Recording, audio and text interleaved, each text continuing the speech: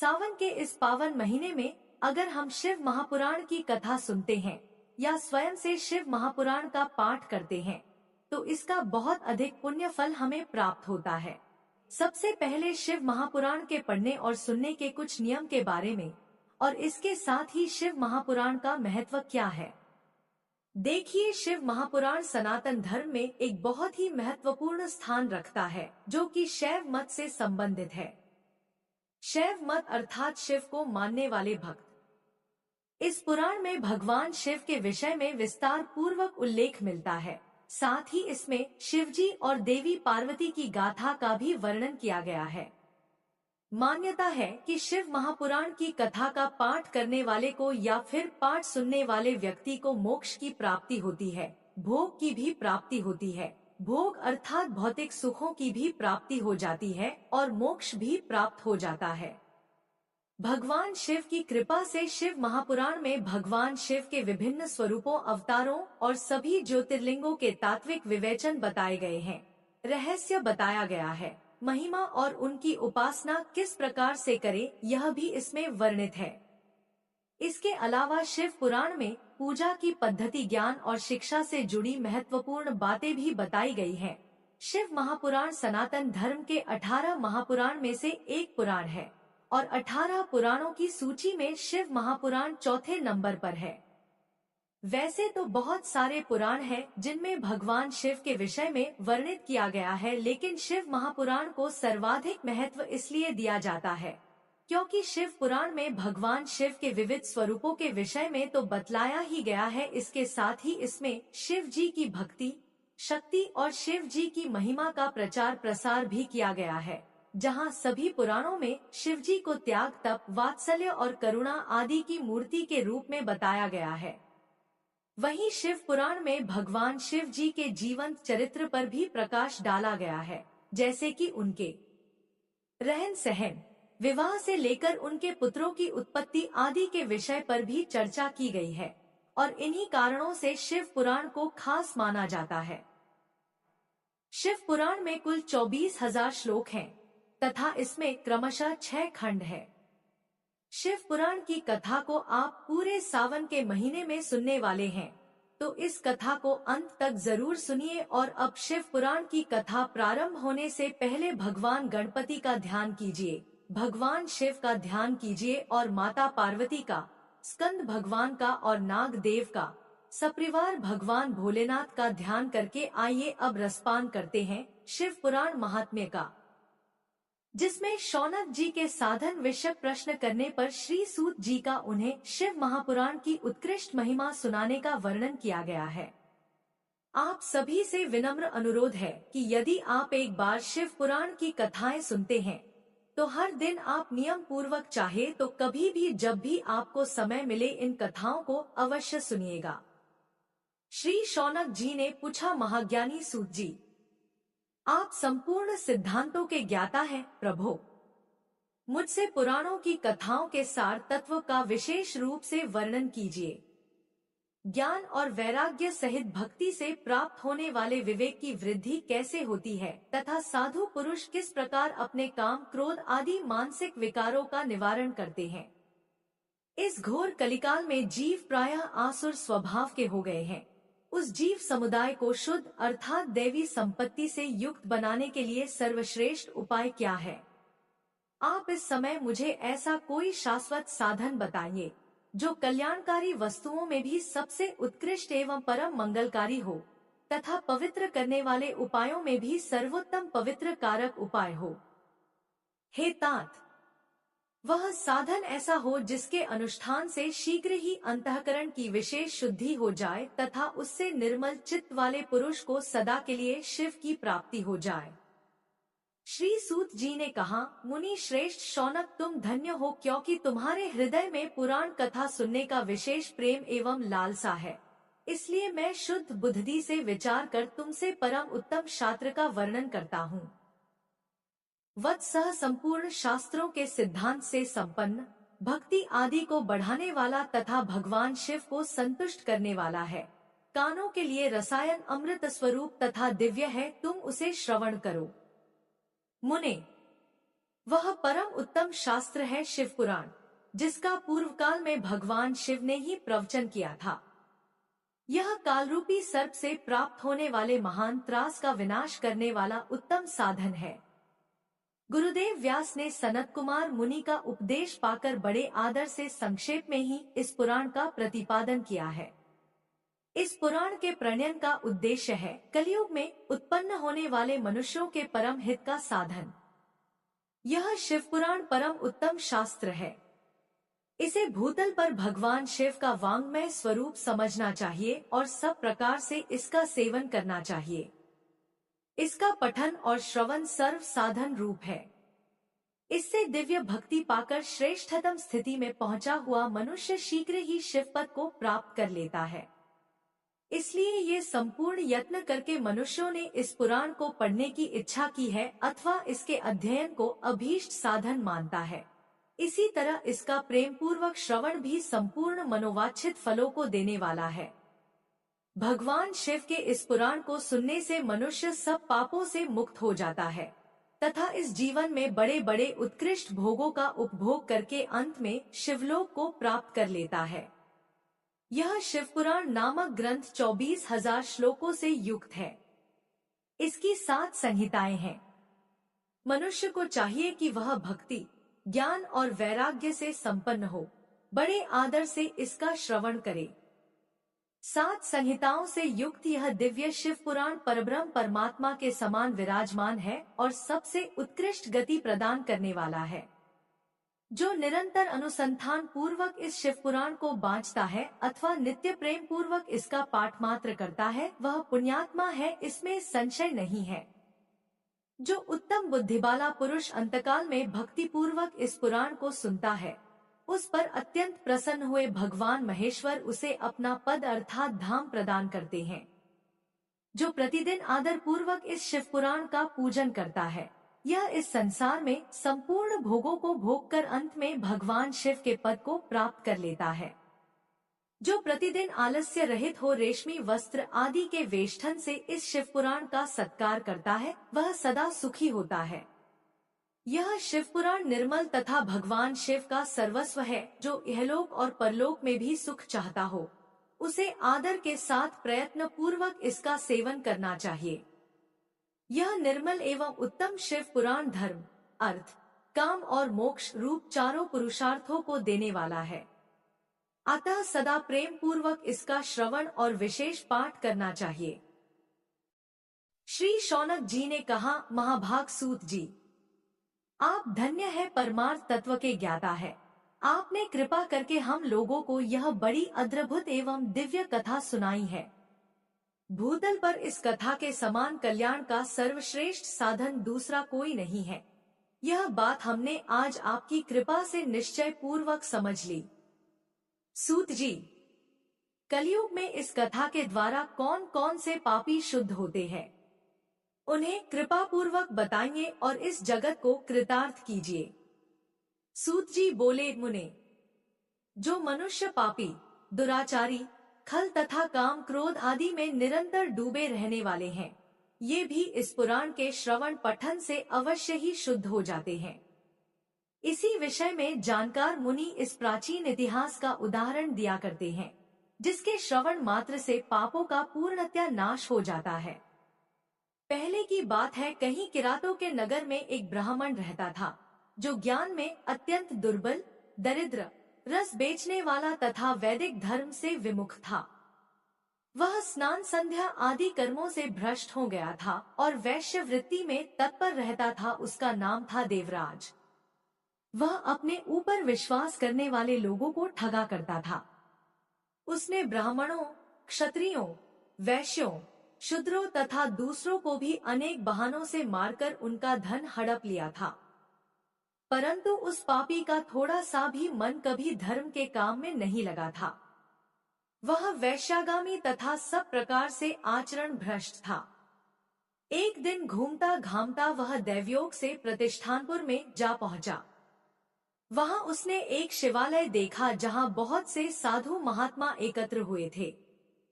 देवराज उस शिवालय में ठहर गया, किंतु यहाँ उस ब्राह्मण को ज्वर आ गया। उस ज्वर से उसको बड़ी पीड़ा होने लगी। वहां एक ब्राह्मण देवता शिव पुराण की कथा सुना रहे थे। ज्वर में पड़ा हुआ देवराज ब्राह्मण के मुखारविंद से निकली हुई उस शिव कथा को निरंतर सुनता रहा। एक मास के बाद वह ज्वर से अत्यंत पीड़ित होकर चल बसा। यमराज के दूत आए और उसे पाशों से बांधकर बलपूर्वक यमपुरी में ले गए। इतने में ही शिवलोक से भगवान शिव के पार्षदगण आ गए। उनके गौर अंग कर्पूर के समान उज्ज्वल थे, हाथ त्रिशूल से सुशोभित हो रहे थे। उनके संपूर्ण अंग भस्म से उद्भाषित हो रहे थे और रुद्राक्ष की मालाएं उनके शरीर की शोभा बढ़ा रही थी। सब के सब क्रोध पूर्वक यमपुरी में गए और यमराज के दूतों को मार पीट कर बारंबार धमकाकर उन्होंने देवराज को उनके चंगुल से छुड़ा लिया और अत्यंत अद्भुत विमान पर बैठाकर जब वे शिवदूत कैलाश जाने को उद्यत हुए, उस समय यमपुरी में बड़ा भारी कोलाहल मच गया। उस कोलाहल को सुनकर धर्मराज अपने भवन से बाहर आए। साक्षात दूसरे रुद्रों के समान प्रतीत होने वाले उन चारों दूतों को देखकर धर्मज्ञ धर्मराज ने उनका विधिपूर्वक पूजन किया और ज्ञान दृष्टि से देखकर सारा वृत्तांत जान लिया। उन्होंने भय के कारण भगवान शिव के उन महात्मा दूतों से कोई बात नहीं पूछी, उल्टे उन सबकी पूजा एवं प्रार्थना की। तत्पश्चात वे शिवदूत कैलाश को चले गए और यहाँ पहुंचकर उन्होंने उस ब्राह्मण को दयासागर सांब शिव के हाथों में दे दिया। शौनक जी ने कहा, महाभाग सूत जी, आप सर्वज्ञ हैं। महामते, आपके कृपा प्रसाद से मैं बारंबार कृतार्थ हुआ। इस इतिहास को सुनकर मेरा मन अत्यंत आनंद में निमग्न हो रहा है। अतः अब भगवान शिव में प्रेम बढ़ाने वाली शिव संबंधी दूसरी कथा को भी कहिए। श्री सूत जी बोले, शौनक सुनो, मैं तुम्हारे सामने गोपनीय कथा वस्तु का भी वर्णन करूंगा, क्योंकि तुम शिव भक्तों में अग्रगण्य तथा वेदवेत्ताओं में श्रेष्ठ हो। समुद्र के निकटवर्ती प्रदेश में एक बाष्कल नामक ग्राम है, जहाँ वैदिक धर्म से विमुख महापापी द्विज निवास करते हैं। वे सब के सब बड़े दुष्ट हैं। उनका मन दूषित विषय भोगों में ही लगा रहता है। वे न देवताओं पर विश्वास करते हैं, न भाग्य पर। वे सभी कुटिल बुद्धि वाले हैं।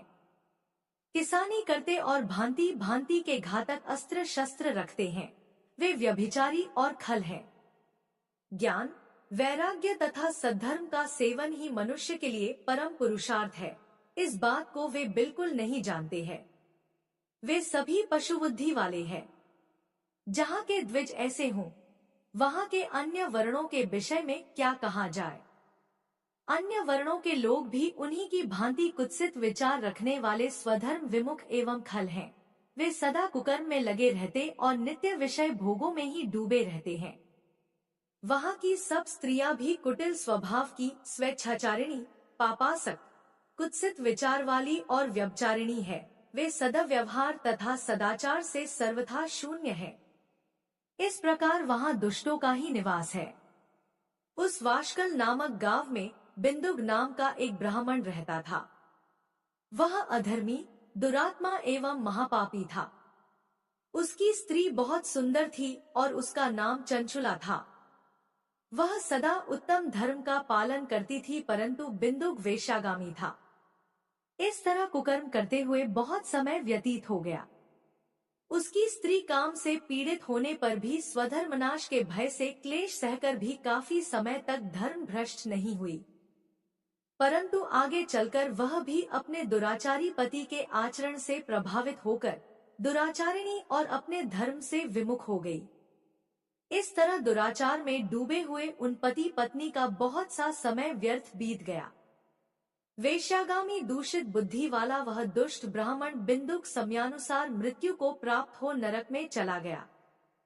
बहुत दिनों तक नरक के दुखों को भोगकर वह मूढ़ बुद्धि पापी विंध्य पर्वत पर भयंकर पिशाच हुआ। इधर उस दुराचारी बिंदुक के मर जाने पर वह चंचुला नामक स्त्री बहुत समय तक पुत्रों के साथ अपने घर में रहती रही। पति की मृत्यु के बाद वह भी अपने धर्म से गिरकर पराये पुरुषों का संग करने लगी थी। सतियां विपत्ति में भी अपने धर्म का पालन करना नहीं छोड़ती, यही तो तप है। तब कठिन तो होता है लेकिन इसका फल मीठा होता है। विषय इस सत्य को नहीं जानता, इसीलिए वह विषयों के विषफल का स्वाद लेते हुए भोग करता है। एक दिन दैवयोग से किसी पुण्य पर्व के आने पर वह अपने भाई बंधुओं के साथ गोकर्ण क्षेत्र में गई। उसने तीर्थ के जल में स्नान किया एवं बंधुजनों के साथ यत्र तत्र घूमने लगी। घूमते घूमते वह एक देव मंदिर में गई। वहां उसने एक ब्राह्मण के मुख से भगवान शिव की परम पवित्र एवं मंगलकारी कथा सुनी। कथावाचक ब्राह्मण कह रहे थे कि जो स्त्रियां व्यभिचार करती हैं, वे मरने के बाद जब यमलोक जाती हैं, तब यमराज के दूत उन्हें तरह तरह से यंत्रणा देते हैं। वे उसके कामांगों को तप्त लौह दंडों से दागते हैं। तप्त लौह के पुरुष से उसका संसर्ग कराते हैं। ये सारे दंड इतनी वेदना देने वाले होते हैं कि जीव पुकार पुकार कर कहता है कि अब वह ऐसा नहीं करेगा, लेकिन यमदूत उसे छोड़ते नहीं। कर्मों का फल तो सभी को भोगना पड़ता है, क्योंकि देव, ऋषि, मनुष्य सभी इससे बंधे हुए हैं। ब्राह्मण के मुख से यह वैराग्य बढ़ाने वाली कथा सुनकर चंचुला भय से व्याकुल हो गई।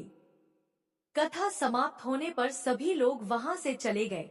तब कथा बांचने वाले ब्राह्मण देवता से चंचुला ने कहा, हे ब्राह्मण, धर्म को न जानने के कारण मेरे द्वारा बहुत बड़ा दुराचार हुआ है। स्वामी, मेरे ऊपर कृपा कर मेरा उद्धार कीजिए। आपके प्रवचन को सुनकर मुझे इस संसार से वैराग्य हो गया है। मुझ मूर्ख चित्त वाली पापिनी को धिक्कार है। मैं निंदा के योग्य हूँ। मैं बुरे विषयों में फंसकर अपने धर्म से विमुख हो गई थी। कौन मुझ जैसी कुमार्ग में मन लगाने वाली पापिनी का साथ देगा? जब यमदूत मेरे गले में फंदा डालकर मुझे बांधकर ले जाएंगे और नरक में मेरे शरीर के टुकड़े करेंगे, तब मैं कैसे उन महायातनाओं को सहन कर पाऊंगी? मैं सब प्रकार से नष्ट हो गई हूँ, क्योंकि अभी तक मैं हर तरह से पाप में डूबी रही हूँ। हे ब्राह्मण, आप मेरे गुरु हैं, आप ही मेरे माता पिता हैं। मैं आपकी शरण में आई हूँ, मुझ अबला का अब आप ही उद्धार कीजिए। इस प्रकार विलाप करती हुई चंचुला ब्राह्मण देवता के चरणों में गिर पड़ी। तब ब्राह्मण ने उसे कृपा पूर्वक उठाया और ब्राह्मण बोले, नारी, तुम सौभाग्यशाली हो, जो भगवान शंकर की कृपा से तुमने वैराग्यपूर्ण शिव पुराण की कथा सुनकर समय से अपनी गलती का एहसास कर लिया है। तुम डरो मत और भगवान शिव की शरण में जाओ। उनकी परम कृपा से तुम्हारे सभी पाप नष्ट हो जाएंगे। मैं तुम्हें भगवान शिव की कथा सहित वह मार्ग बताऊंगा जिसके द्वारा तुम्हें सुख देने वाली उत्तम गति प्राप्त होगी। शिव कथा सुनने से तुम्हारी बुद्धि शुद्ध हो गई है और तुम्हें पश्चाताप हुआ है तथा मन में वैराग्य उत्पन्न हुआ है। पश्चाताप ही पाप करने वाले पापियों के लिए सबसे बड़ा प्रायश्चित है। पश्चाताप ही पापों का शोधक है। इससे ही पापों की शुद्धि होती है। सत्पुरुषों के अनुसार पापों की शुद्धि के लिए प्रायश्चित पश्चाताप से ही संपन्न होता है। जो मनुष्य अपने कुकर्म के लिए पश्चाताप नहीं करता वह उत्तम गति प्राप्त नहीं करता, परंतु जिसे अपने कुकृत्य पर हार्दिक पश्चाताप होता है वह अवश्य उत्तम गति का भागीदार होता है, इसमें कोई शक नहीं है। शिव पुराण की कथा सुनने से चित्त की शुद्धि एवं मन निर्मल हो जाता है। शुद्ध चित्त में ही भगवान शिव व पार्वती का वास होता है। वह शुद्धात्मा पुरुष सदाशिव के पद को प्राप्त होता है। इस कथा का श्रवण सभी मनुष्यों के लिए कल्याणकारी है, अतः इसकी आराधना व सेवा करनी चाहिए। जो मनुष्य माया के प्रति आसक्त है वह इस संसार बंधन से मुक्त नहीं हो पाता। हे ब्राह्मण पत्नी, तुम अन्य विषयों से अपने मन को हटाकर भगवान शंकर की इस परम पावन कथा को सुनो। इससे तुम्हारे चित्त की शुद्धि होगी और तुम्हें मोक्ष की प्राप्ति होगी। जो मनुष्य निर्मल हृदय से भगवान शिव के चरणों का चिंतन करता है उसकी एक ही जन्म में मुक्ति हो जाती है। यह कहकर वे ब्राह्मण चुप हो गए। उनका हृदय करुणा से भर गया और वे ध्यान में मग्न हो गए। ब्राह्मण का उक्त उपदेश सुनकर चंचुला के नेत्रों में आनंद के आंसू छलक आए। वह हर्ष भरे हृदय से ब्राह्मण देवता के चरणों में गिर गई और हाथ जोड़कर बोली, मैं कृतार्थ हो गई। हे ब्राह्मण, शिव भक्तों में श्रेष्ठ स्वामिन आप धन्य हैं। आप परमार्थदर्शी हैं और सदा परोपकार में लगे रहते हैं। हे मुनिवर, मैं नरक के समुद्र में गिर रही हूँ, कृपा कर मेरा उद्धार कीजिए। जिस पौराणिक व अमृत के समान सुंदर शिव पुराण कथा की बात आपने की है, उसे सुनकर ही मेरे मन में वैराग्य उत्पन्न हुआ है। उस अमृतमयी शिव पुराण कथा को सुनने के लिए मेरे मन में बड़ी श्रद्धा हो रही है। कृपया आप मुझे उसे सुनाइए। शिव पुराण की कथा सुनने की इच्छा मन में लिए हुए चंचुला उन ब्राह्मण देवता की सेवा में वहीं रहने लगी। उस गोकर्ण नामक महाक्षेत्र में उन ब्राह्मण देवता के मुख से चंचुला शिव पुराण की भक्ति, ज्ञान और वैराग्य बढ़ाने वाली और मुक्ति देने वाली परम उत्तम कथा सुनकर कृतार्थ हुई। उसका चित्त शुद्ध हो गया। वह अपने हृदय में शिव के सगुण रूप का चिंतन करने लगी। वह सदैव शिव के सच्चिदानंदमय स्वरूप का स्मरण करती थी।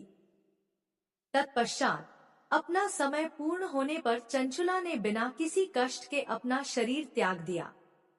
उसे लेने के लिए एक दिव्य विमान वहां पहुंचा। यह विमान शोभा साधनों से सजा था एवं शिव गणों से सुशोभित था। चंचुला विमान से शिवपुरी पहुंची, उसके सारे पाप धुल गए और वह दिव्यांगना हो गई। वह गौरांगी देवी मस्तक पर अर्धचंद्र का मुकुट व अन्य दिव्य आभूषण पहने शिवपुरी पहुंची। वहां उसने सनातन देवता त्रिनेत्रधारी महादेव शिव को देखा। सभी देवता उनकी सेवा में भक्तिभाव से उपस्थित थे। उनकी अंग कांति करोड़ों सूर्यों के समान प्रकाशित हो रही थी। 5 मुख और हर मुख में 3-3 नेत्र थे। मस्तक पर अर्धचंद्राकार मुकुट शोभायमान हो रहा था। कंठ में नील चिन्ह था। उनके साथ में देवी गौरी विराजमान थी, जो विद्युत पुंज के समान प्रकाशित हो रही थी। महादेव जी की कांति कपूर के समान गौर थी। उनके शरीर पर श्वेत वस्त्र थे तथा शरीर श्वेत भस्म से युक्त था। इस प्रकार भगवान शिव के परम उज्जवल रूप के दर्शन कर चंचुला बहुत प्रसन्न हुई। उसने भगवान को बारंबार प्रणाम किया और हाथ जोड़कर प्रेम, आनंद और संतोष से युक्त हो विनीत भाव से खड़ी हो गई। उसके नेत्रों से आनंदाश्रुओं की धारा बहने लगी। भगवान शंकर व भगवती गौरी उमा ने करुणा के साथ सौम्य दृष्टि से देखकर चंचुला को अपने पास बुलाया। गौरी उमा ने उसे प्रेम पूर्वक अपनी सखी बना लिया। चंचुला सुखपूर्वक भगवान शिव के धाम में उमा देवी की सखी के रूप में निवास करने लगी। एक दिन चंचुला आनंद में मग्न उमा देवी के पास गई और दोनों हाथ जोड़कर उनकी स्तुति करने लगी। चंचुला बोली, हे गिरिराज नंदिनी स्कंद माता उमा, आप सभी मनुष्यों एवं देवताओं द्वारा पूज्य तथा समस्त सुखों को देने वाली हैं। आप शंभुप्रिया हैं। आप ही सगुणा और निर्गुणा हैं। हे सच्चिदानंद स्वरूपिणी, आप ही प्रकृति की पोषक हैं। हे माता, आप ही संसार की सृष्टि, पालन और संहार करने वाली हैं। आप ही ब्रह्मा, विष्णु और महेश को उत्तम प्रतिष्ठा देने वाली परम शक्ति हैं। सद्गति प्राप्त चंचुला इस प्रकार देवी की स्तुति कर शांत हो गई। उसकी आंखों में प्रेम के आंसू उमड़ आए।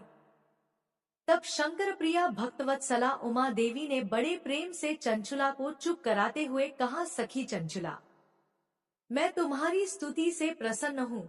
बोलो क्या वर मांगती हो। चंचुला बोली, हे गिरिराज कुमारी, मेरे पति बिंदुक इस समय कहाँ हैं? मुझे बताइए और कुछ उपाय कीजिए ताकि हम फिर से मिल सकें। हे महादेवी, मेरे पति एक शूद्र जाति वेश्या के प्रति आसक्त थे और पाप में ही डूबे रहते थे। गिरिजा बोली, बेटी तुम्हारा पति बिंदुक बड़ा पापी था। उसका अंत बड़ा भयानक हुआ। वेश्या का उपभोग करने के कारण वह मूर्ख नरक में अनेक वर्षों तक अनेक प्रकार के दुख भोग कर अब शेष पाप को भोगने के लिए विंध्य पर्वत पर पिशाच की योनि में रह रहा है। वह दुष्ट वहीं वायु पीकर रहता है और सब प्रकार के कष्ट सहता है। गौरी देवी की यह बात सुनकर चंचुला अत्यंत दुखी हो गई। फिर मन को किसी तरह स्थिर करती हुई दुखी हृदय से मां गौरी से उसने एक बार फिर पूछा, है महादेवी, मुझ पर कृपा कीजिए और मेरे पापी पति का अब उद्धार कर दीजिए। कृपा करके मुझे वह उपाय बताइए जिससे मेरे पति को उत्तम गति प्राप्त हो सके। गौरी देवी ने कहा, यदि तुम्हारा पति बिंदुक शिव पुराण की पुण्य में उत्तम कथा सुने तो वह इस दुर्गति को पार करके उत्तम गति का भागी हो सकता है। अमृत के समान मधुर गौरी देवी का यह वचन सुनकर चंचुला ने दोनों हाथ जोड़कर मस्तक झुकाकर उन्हें बारंबार प्रणाम किया तथा प्रार्थना की कि मेरे पति को शिव पुराण सुनाने की व्यवस्था कीजिए। ब्राह्मण पत्नी चंचुला के बार बार प्रार्थना करने पर शिवप्रिया गौरी देवी ने भगवान शिव की महिमा का गान करने वाले गंधर्वराज तुम्बुरो को बुलाकर कहा, तुम्बुरो, तुम्हारी भगवान शिव में प्रीति है। तुम मेरे मन की सभी बातें जानकर मेरे कार्यों को सिद्ध करते हो। तुम मेरी इस सखी के साथ विंध्य पर जाओ। वहां एक महाघोर और भयंकर पिशाच रहता है। पूर्व जन्म में वह पिशाच बिंदुक नामक ब्राह्मण मेरी इस सखी चंचुला का पति था, परंतु वह वेश्यागामी हो गया। वह स्नान संध्या आदि नित्य कर्म छोड़कर अपवित्र रहने लगा। क्रोध के कारण उसकी बुद्धि भ्रष्ट हो गई। दुर्जनों से उसकी मित्रता तथा सज्जनों से द्वेष बढ़ गया था। वह अस्त्र शस्त्र से हिंसा करता, लोगों को सताता और उनके घरों में आग लगा देता था। चांडालों से दोस्ती करता व रोज वेश्या के पास जाता था। पत्नी को त्याग कर दुष्ट लोगों से दोस्ती कर उन्हीं के संपर्क में रहता था। वह मृत्यु तक दुराचार में फंसा रहा। मृत्यु के बाद उसे पापियों के भोग स्थान यमपुर ले जाया गया। वहां घोर नरकों को सहकर इस समय वह विंध्य पर्वत पर पिशाच बनकर रह रहा है और पापों का फल भोग रहा है। तुम उसके सामने परम पुण्य में पापों का नाश करने वाली शिव पुराण की दिव्य कथा का प्रवचन करो। इस कथा को सुनने से उसका हृदय सभी पापों से मुक्त होकर शुद्ध हो जाएगा और वह प्रेत योनि से मुक्त हो जाएगा। दुर्गति मुक्त होने पर उस बिंदुक नामक पिशाच को विमान पर बिठाकर तुम भगवान शिव के पास ले आना। माँ उमा का आदेश पाकर गंधर्वराज तुम्बुरो प्रसन्नता पूर्वक अपने भाग्य की सराहना करते हुए चंचुला को साथ लेकर विमान से पिशाच के निवास स्थान विंध्य पर्वत गया। वहां पहुंचकर उसने उस विकराल आकृति वाले पिशाच को देखा। उसका शरीर विशाल था, उसकी ठोड़ी बड़ी थी। वह कभी हंसता, कभी रोता और कभी उछलता था। महाबली तुम्बुरो ने बिंदुक नामक पिशाच को पाशों से बांध लिया। उसके पश्चात तुम्बुरो ने शिव पुराण की कथा बांचने के लिए स्थान तलाश कर मंडप की रचना की। शीघ्र ही इस बात का पता लोगों को चल गया कि एक पिशाच के उद्धार हेतु देवी पार्वती की आज्ञा से तुम्बुरो शिव पुराण की अमृत कथा सुनाने विंध्य पर्वत पर आया है। उस कथा को सुनने के लोभ से बहुत से देवर्षि वहां पहुंच गए। सभी को आदर पूर्वक स्थान दिया गया। पिशाच बिंदुक को पाशों में बांधकर आसन पर बिठाया गया और तब तुम्बुरो ने परम उत्तम शिव पुराण की अमृत कथा का गान शुरू किया। उसने पहली विद्येश्वर संहिता से लेकर 7वीं वायु संहिता तक शिव पुराण की कथा का स्पष्ट वर्णन किया। सातों संहिताओं सहित शिव पुराण को सुनकर सभी श्रोता कृतार्थ हो गए। परम पुण्यमय शिव पुराण को सुनकर पिशाच सभी पापों से मुक्त हो गया और उसने पिशाच शरीर का त्याग कर दिया। शीघ्र ही उसका रूप दिव्य हो गया। उसका शरीर गौर वर्ण का हो गया। शरीर पर श्वेत वस्त्र एवं पुरुषों के आभूषण आ गए। इस प्रकार दिव्य देहधारी होकर बिंदुक अपनी पत्नी चंचुला के साथ स्वयं भी भगवान शिव का गुणगान करने लगा। उसे इस दिव्य रूप में देखकर सभी को बहुत आश्चर्य हुआ। उसका मन परम आनंद से परिपूर्ण हो गया। सभी भगवान महेश्वर के अद्भुत चरित्र को सुनकर कृतार्थ हो उनका यशोगान करते हुए अपने अपने धाम को चले गए। बिंदुक अपनी पत्नी चंचुला के साथ विमान में बैठकर शिवपुरी की ओर चल दिया। महेश्वर के गुणों का गान करता हुआ बिंदुक अपनी पत्नी चंचुला व तुम्बुरों के साथ शीघ्र ही शिवधाम पहुंच गया। भगवान शिव व देवी पार्वती ने उसे अपना पार्षद बना लिया।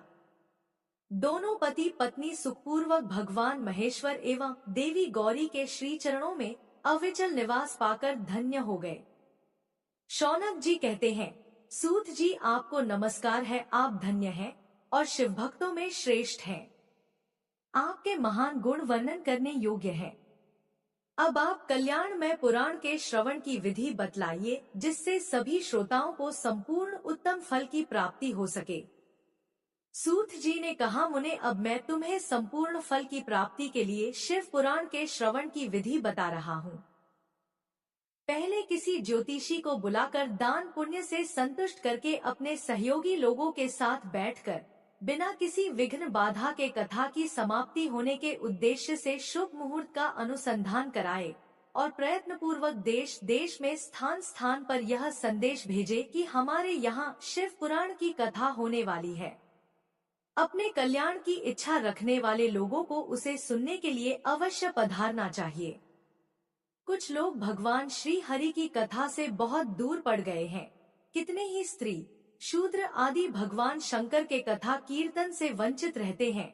उन सबको भी सूचना हो जाए ऐसा प्रबंध करना चाहिए। देश देश में जो भगवान शिव के भक्त हों तथा शिव कथा के कीर्तन और श्रवण के लिए उत्सुक हो, उन सबको आदर पूर्वक बुलवाना चाहिए और आए हुए लोगों का सब प्रकार से आदर सत्कार करना चाहिए।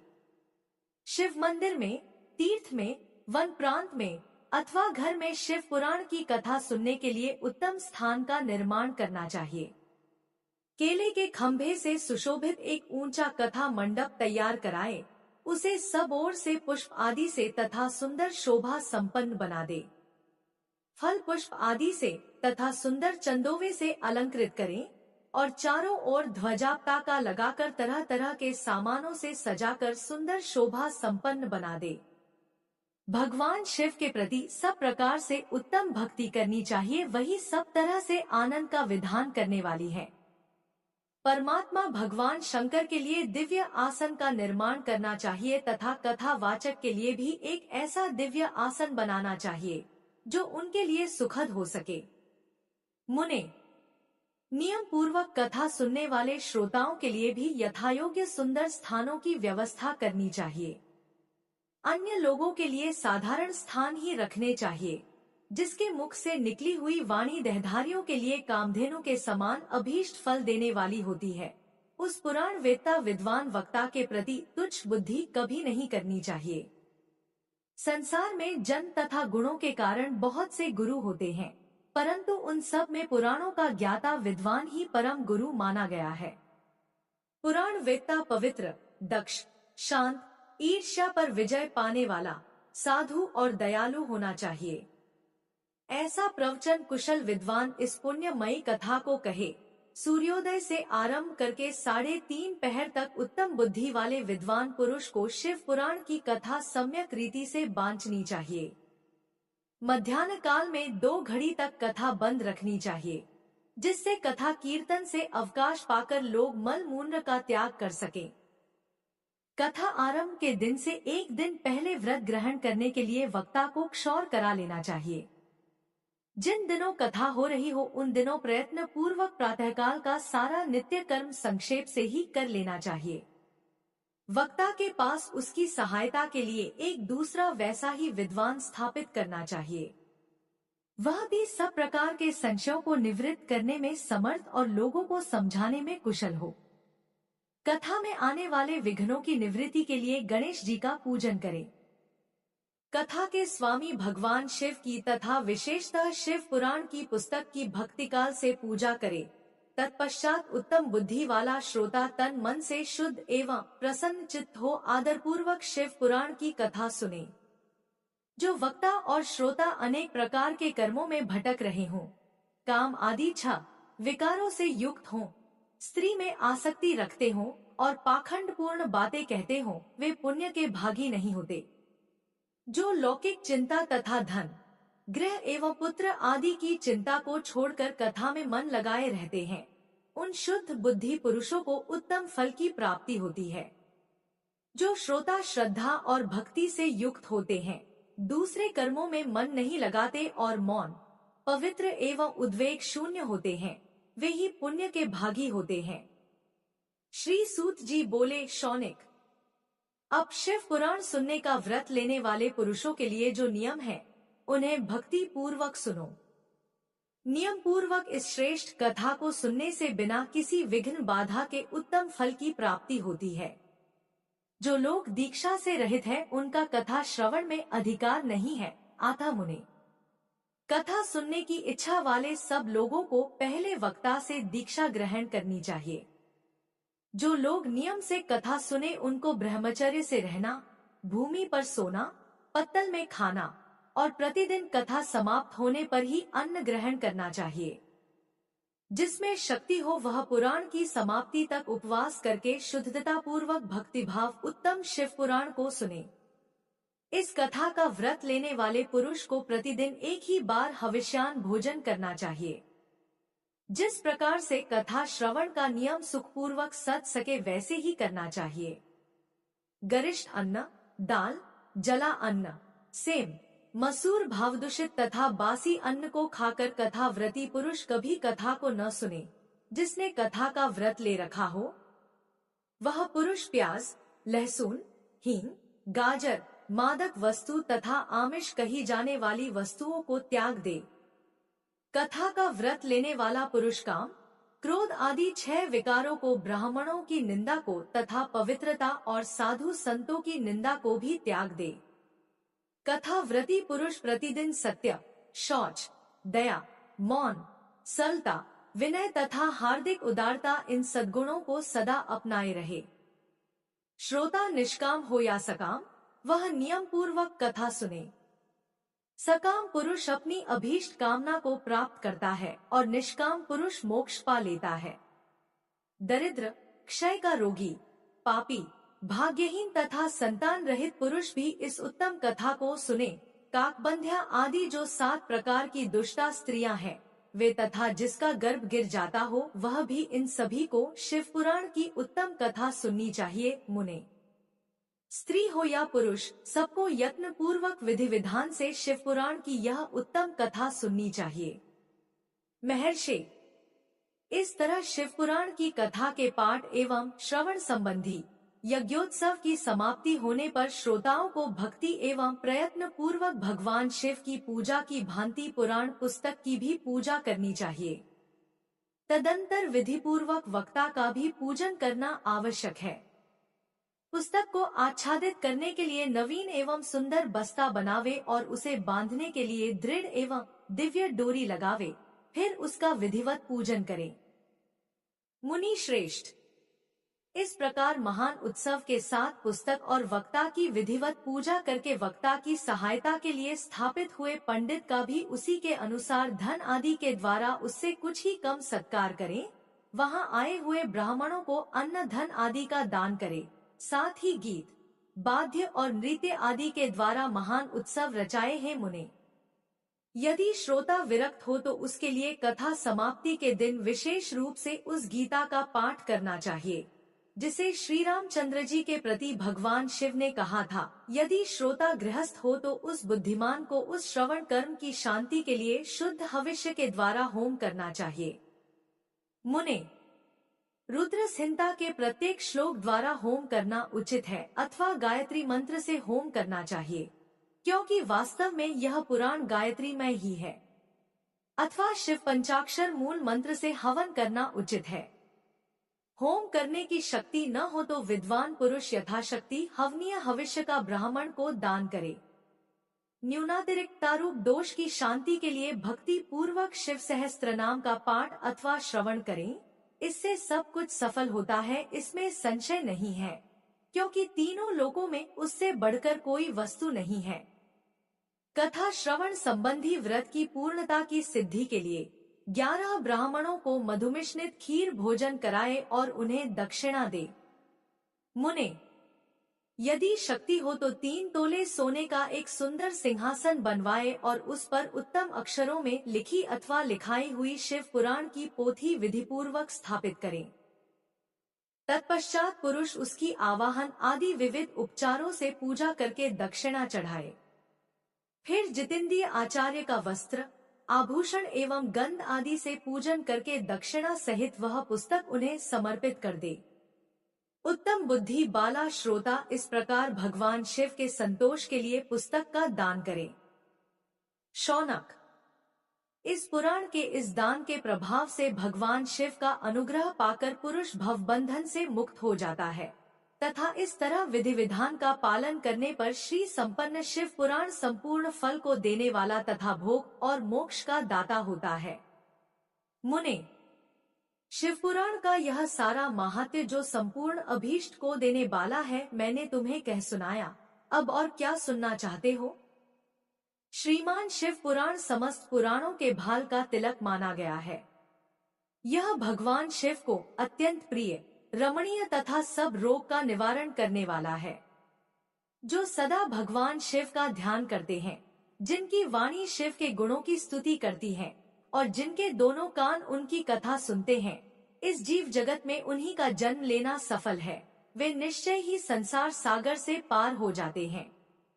भिन्न भिन्न प्रकार के समस्त गुण जिनके सच्चिदानंद स्वरूप का कभी स्पर्श नहीं करते, जो अपनी महिमा से जगत के बाहर और भीतर विराजमान है तथा जो मन के बाहर और भीतर वाणी एवं मनोवृत्ति रूप में प्रकाशित होते हैं, उन अनंत आनंद स्वरूप परम शिव की मैं शरण लेता हूँ। जय भोलेनाथ। आज का अध्याय यहीं पर समाप्त हुआ। अगर आपको यह कथा पसंद आई हो तो प्लीज वीडियो को लाइक करके, अगर आपने हमारे चैनल को अभी तक सब्सक्राइब नहीं किया है तो सब्सक्राइब करके बेल आइकन प्रेस करना मत भूलिए। मिलते हैं कल अगले अध्याय में, तब तक के लिए हर हर महादेव।